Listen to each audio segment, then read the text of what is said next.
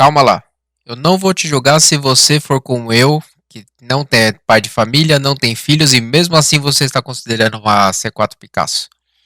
Ele é o assunto do meu guia de compra dessa semana, que eu vou detalhar para vocês os opcionais, caso eles tenham, e vou comentar os defeitos crônicos que esse carro tem, como sempre. Então, vamos direto ao ponto aqui. Essa geração que eu vou comentar são a C4 Picasso a partir de 2008, que vai até 2014. Ela é basicamente a segunda geração do carro, que elas foram trazidas na versão Picasso e na Grand C4 Picasso. A diferença entre elas tem algumas diferenças mínimas de alguns equipamentos, basicamente todos eles eram vendidos em, vamos dizer assim, versão única. Tem alguns pouquíssimos, não dá nem para dizer que é opcional, mas eles têm algumas diferenças que você pode encontrar entre um e outro, mas não é coisa muito, vamos dizer assim, extensa, uma lista muito extensa de coisas que você pode encontrar de variação de uma versão para outra. Todos eles eram trazidos na mesma versão, com o mesmo motor e também com o mesmo câmbio. Todos eles eram automáticos, com 2.0 16 válvulas. O já conhecido EW10, que é o mesmo motor que equipa os 307, 308, 408, C4 hatch, Palas e uma gama extensa de motores. Então, motor, já adianto dizendo que é o menor dos problemas que você vai ter aqui, para não dizer que você não vai ter problema com isso. Então, esse motor é um motor bem conhecido no mercado. Você acha peça de basicamente tudo que você precisar, você encontra. Tudo mesmo, qualquer coisa que você precisar, você encontra. Ele é eu costumo dizer que é o outro AP francês, além do TU5, que é o 1.6 16 válvulas aspirado, que vem desde os anos 90. São esses dois motores da linha francesa que você não vai ter problema com absolutamente nada deles. Então, motor e câmbio, todos eles eram o mesmo. O câmbio é sempre automático de 4 marchas, que sim, é o conhecido AL4. Suspensão deles é basicamente o arranjo bem comum, é McPherson na frente e eixo de torção atrás, ou braço arrastado, na verdade, posso estar enganado alguma coisa assim, mas não é nada muito diferente do que você pode esperar desses carros. E seria basicamente isso. Agora, indo para as versões, vamos começar aqui. Começando pelo Picasso, que ele tem essa silhueta mais redonda e eles são 5 lugares, diferente da Grand C4 Picasso, que ela é 7 lugares. Só que a diferença não é só isso, e sim alguns equipamentos que eu vou comentar ao longo do vídeo. O C4 Picasso eu deixei esse aqui reservado porque ele é um de entrada.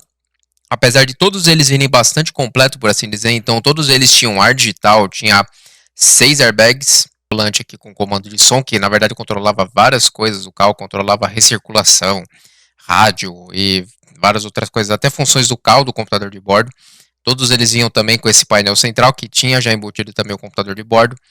Tem freio de mão eletrônico, que é essa trava aqui em cima, então ele não tem alavanca, e sim o freio de mão eletrônico, que é um botão que tem ali no painel, que é um dos problemas crônicos desse carro também, inclusive, que eu vou comentar depois. Eles vinham também com frigobar. Essa tampinha aqui no meio do painel é um frigobar, então ali tem saída de ar-condicionado que você deixa no garrafinha, chocolate, sei lá o que você quer deixar ali. Ali fica refrigerado. Aqui em cima tem 2 porta-trecos que você aperta os botões e eles abrem, e até vê muito bonito eles abertos. Matéria de segurança tem controle de tração, controle de estabilidade. No mínimo eles podiam ter 4 airbags, mas só que as versões é mais fácil você, na verdade, encontrar com 6 airbags, que ele sempre tem uma identificação bem na parte de cima, que é o caso desse aqui. Então, normalmente vai ter escrito alguma identificação para você saber se ele tem airbag de cortina, que o airbag lateral é o do banco, e tem a etiqueta aqui. Então, se tem a etiqueta, sinal que tem o airbag lateral. O de cortina, com bastante certeza, tem também, porque a Citroën sempre foi de trazer carro o mais completo possível. E esse aqui, mesmo o C4 Picasso, ele tem ar quadrizona, que são essas saídas que tem aqui, que inclusive é uma das diferenças que eu quero mostrar para o La Luna, que é acredito que seja a única versão especial que teve desse carro, que é por causa do teto panorâmico, que essas versões aqui não tiveram. Então, indo para trás do carro, ele tem essas mesinhas, que eles chamam de mesinha tipo avião, que elas abrem, então ali dá para você colocar lanche, algum copo, ou até fazer alguma anotação, usar algum caderno, alguma coisa ali assim também. Esse aqui você regula a velocidade do ventilador, então cada lado você consegue ajustar separadamente esse tipo de ventilação. E esse carro tem muita coisa. Se eu for mostrar, se eu teria que um dia estar com um carro desse pessoalmente para conseguir mostrar para vocês todo tipo de coisa que esse carro tem. Mas via de regra eu comentei muito por cima. porque ele tem diversas funções secretas. Se você aperta certos botões, o limpador de para-brisa fica parado. Se você quiser regular alguma coisa no computador de bordo, você tem que apertar outros comandos que ele abre uns menus secretos. Então, assim, esse carro tem muita coisa para mostrar. Eu comentei o básico, que seria esses itens de conveniência e de segurança, que é basicamente isso que eu mostrei. Isso no caso do Picasso. Indo para outra versão especial, que esse aqui é um dos últimos já que tem, que normalmente esses Laluna são os 12, 13, 14. Até onde minhas pesquisas foram, todos eles são branco. Eu não encontrei nenhum Laluna que seja de outra cor além de branco. O único diferencial dele, não o único, mas o maior diferencial dele, é justamente o teto panorâmico, que é... Esses carros já vêm de série com o para-brisa Zenith, que é aquele famoso para-brisa que ele vai até em cima, que é assim que ele é até ajustável. Você consegue ajustar se você... Porque o teto, o para-brisa vai até quase em cima da sua cabeça. Então se às vezes está muito sol, alguma coisa, ele tem umas cortininhas para você abaixar e deixar na altura de um para-brisa normal. Essa aqui é uma das últimas versões já dessa geração do C4, depois ele parou de ser trazido, e isso é assunto para um outro vídeo, porque já é um outro carro e outro motor também. Motor e câmbio deles não muda, todos eles são automáticos, e esse aqui o único diferencial, na verdade um dos diferenciais, é além do teto panorâmico, é que no caso desses aqui do Laluna, ele tem também o ajuste na coluna.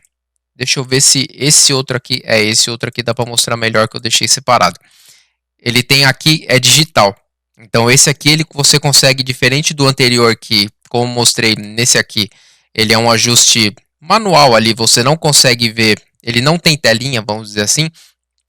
O Laluna já tem, ele já tem um visorzinho digital. Essas seriam basicamente as versões e as diferenças do C4 Picasso. Indo para o Gran C4 Picasso, motor, câmbio, essas coisas novamente não muda absolutamente nada deles. A diferença é que ele ganha uma carroceria maior para acomodar 7 lugares. Novamente, motor, câmbio, todas essas coisas são tudo igual. Porém, a Gran C4 Picasso tem alguns itens a mais que não tem no C4 Picasso. Ela tem, por exemplo, os lavadores de farol, que consequentemente os faróis também são de xenon. Ela ganha retrovisor fotocrômico, coisa que no C4 Picasso não tem. De resto, ele continua tendo as mesmas coisas que dos outros. Ele continua tendo os 6 airbags, controle de tração, controle de estabilidade, o mesmo câmbio automático, o painel aqui digital, central. Por sinal, fica aqui já um dos poréns que eu encontrei nesse carro, que eu acho um sacrilégio. Ele não tem marcador de temperatura.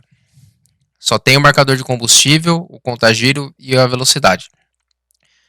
Eu cheguei a ver alguns carros desse e realmente não tem. Pode ser que tenha alguma forma de colocar isso, porém, via de regra, esse carro não tem. Ele tem tudo o que você possa imaginar, mas só que ele não tem um marcador de temperatura. Eu acho isso inadmissível para um carro que tem tudo o que ele tem, não tem um marcador de temperatura. Porém, de certa forma, felizmente, vamos dizer assim, não é um carro que tem o costume de ferver, de ter algum problema com esse tipo de coisa, com arrefecimento. Então, mas fica aqui um dos problemas desse carro, que é a ausência desse marcador.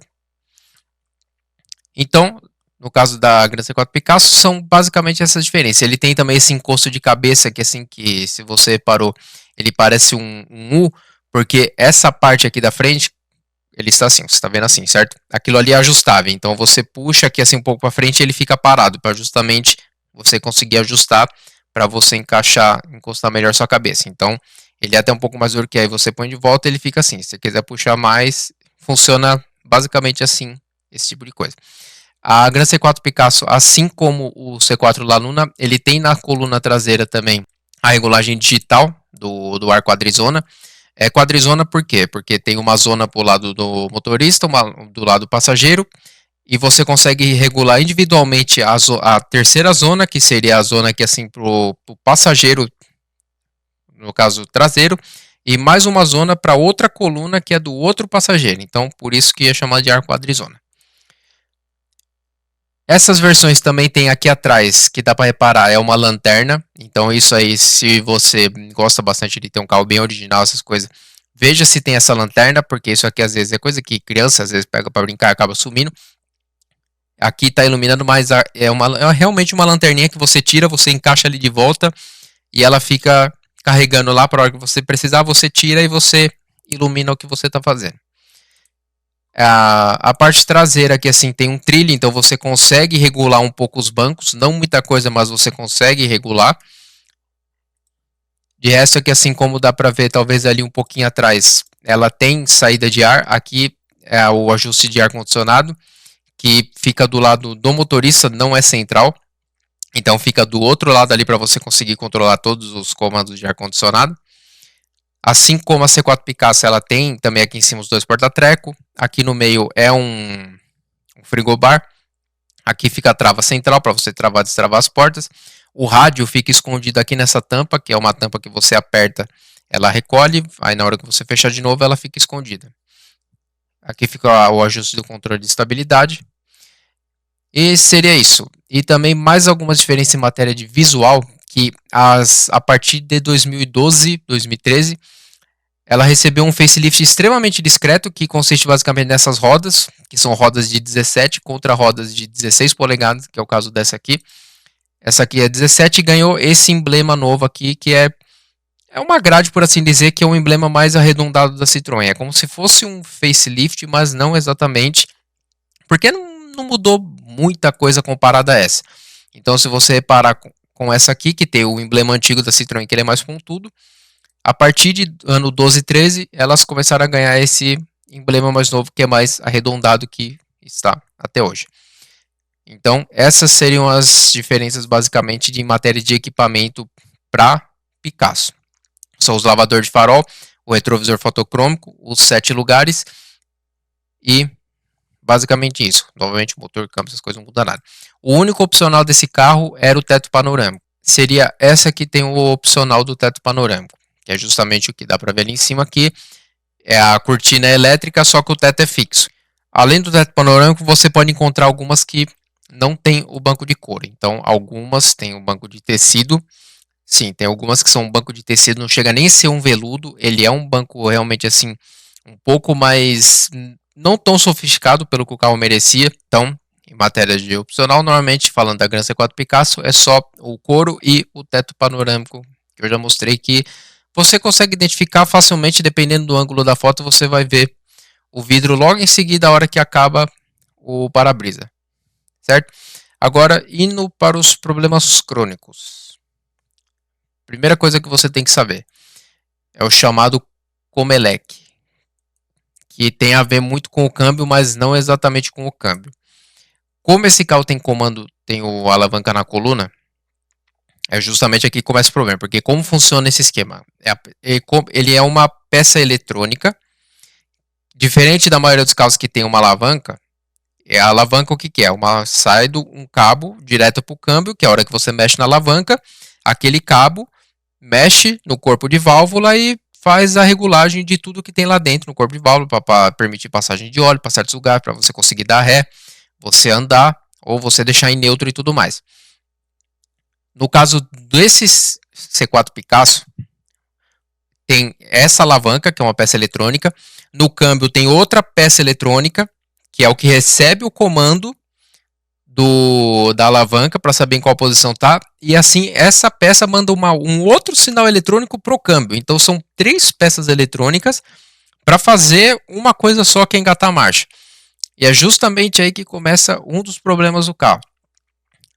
Não vou dizer para você que é um reparo exatamente difícil de fazer, porque tem lugares que recondicionam essas peças, porém as peças têm que estar em boa qualidade. Em boa qualidade assim, essas peças não podem ter sido abertas, porque às vezes esse carro pode ter passado por alguma outra oficina, eles já tentaram abrir, e no que abre às vezes acaba comendo o motor elétrico que tem lá dentro.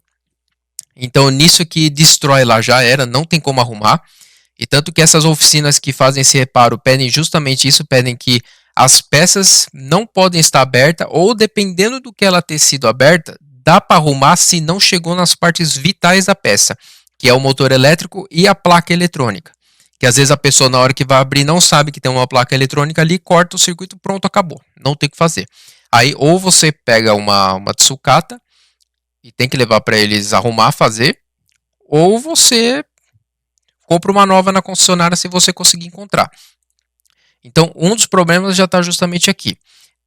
Os reparos, até onde eu vi, dessas peças, em qualquer uma dessas 3 peças, gira em torno de 700 para R$ 1.200 o reparo, fora a mão de obra de ter que desmontar, montar e tudo mais. Se você considerar que uma peça nova dessas gira em torno de 3 para R$ 4.000, não é exatamente um reparo assim que eu vou dizer que é barato, mas também não é um absurdo igual uma peça nova. Então, como você sabe que está com problema? Quando você for testar o carro, passe todas as marchas, veja se aparece aqui no centro do painel a marcha que está engatada e, obviamente, na hora que você engatar, ande com o carro e vê se ele está andando, se ele vai para frente, se ele dá ré, se ele fica em neutro e tudo mais. Preste muita atenção no comportamento do carro, porque se você engata e não mostra a marcha que está aparecendo, ou se o carro dá tranco ou algum tipo de coisa, pode ser defeito em alguma delas, ou obviamente também pode ser o câmbio.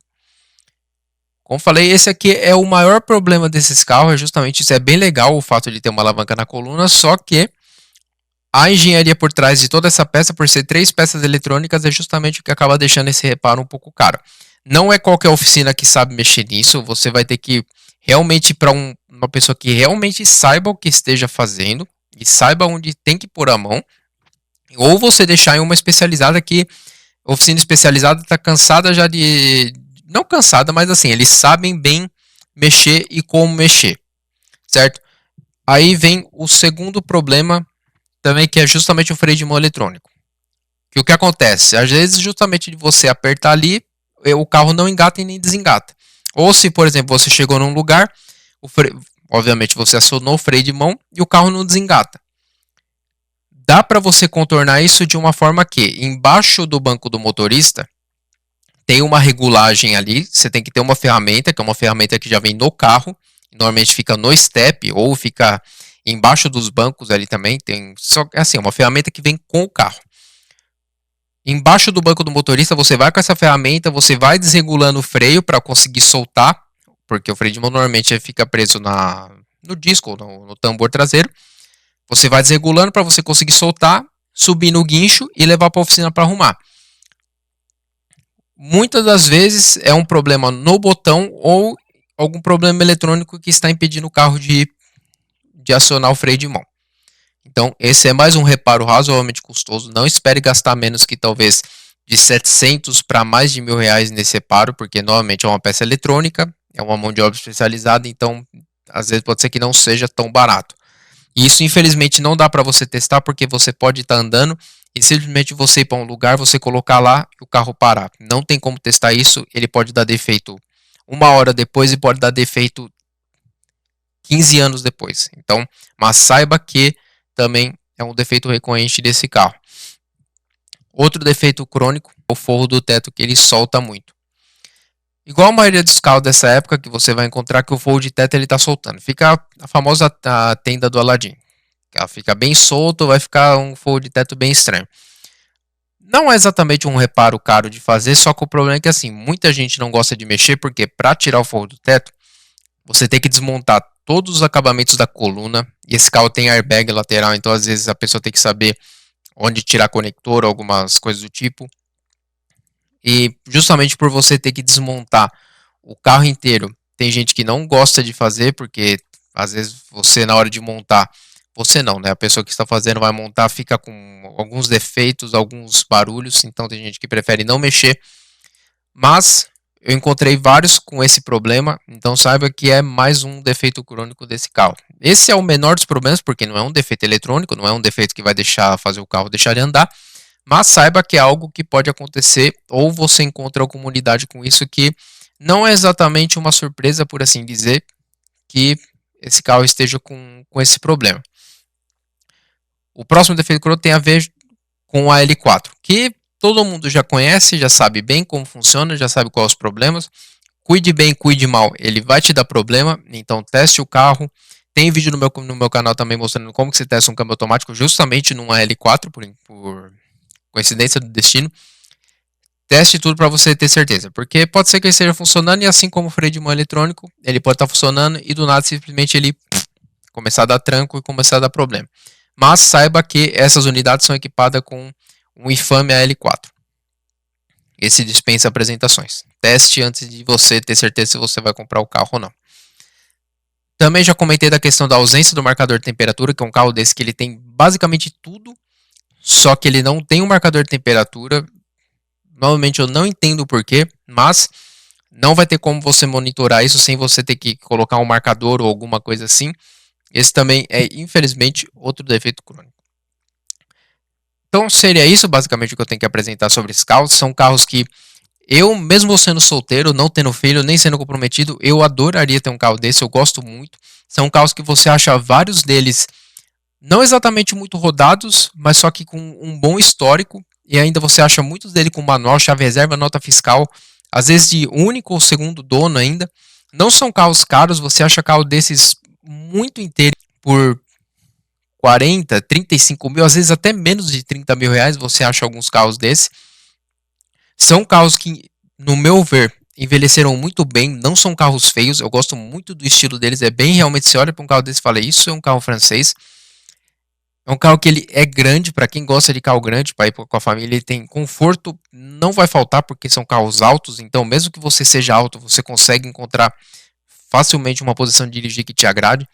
E basicamente ele tem tudo que você possa esperar em matéria de segurança e conforto. Eu acho que ele merecia um motor um pouquinho mais forte. Apesar dos números no geral não serem exatamente números ruins, mas um carro desse merecia o que é justamente que veio na versão seguinte, que as Grand C4 Picasso de geração seguinte a essa aqui já são THP. Aí já ficou mais interessante, que é um motor um pouco mais forte, já são câmbio de 6 marchas. Essa aqui, um dos pequenos problemas é o câmbio e motor, que não vou dizer pouco, mas assim, não são às vezes muito suficiente, principalmente se ele estiver carregado, porque é um carro que pode levar 7 pessoas e ainda mala. De resto, tem tudo que você possa esperar, tem 6 airbags, controle de tração, controle de estabilidade, retrovisor fotocromo, sensor de chuva, sensor crepuscular. Não vai ter banco elétrico e nem massageador, porque isso também já é algo que já tem nas mais novas. Mas tem frigobar, tem vários porta-objetos, tem porta-objeto no assoalho também. Tem banco com trilho para você conseguir regular a distância deles para quem vai atrás, ou até para as crianças e tudo mais. Ar quadrizona, então assim, tem tudo que você possa imaginar num carro desse. Eu gosto de carro assim, porque ele não são carros exatamente caros, a manutenção deles também não é exatamente coisa de outro mundo. Tirando esses problemas que eu já comentei, que sim são caros, mas falando de suspensão, câmbio e motor, câmbio nem tanto por causa do L4, mas em matéria de motor, tudo que você precisar você vai achar no mercado paralelo. Então, esse foi o meu guia de compra dessa semana. Espero que tenha te ajudado. Qualquer dúvida, deixe nos comentários que eu vou ajudar. Espero algum dia ter a oportunidade de filmar um carro desse, o que eu vou filmar com o maior prazer. Se esse vídeo foi útil para você, não esqueça de deixar o joinha, de curtir, compartilhar. E se isso foi útil para você, faça isso para me incentivar a trazer mais. Muito obrigado, até o próximo vídeo.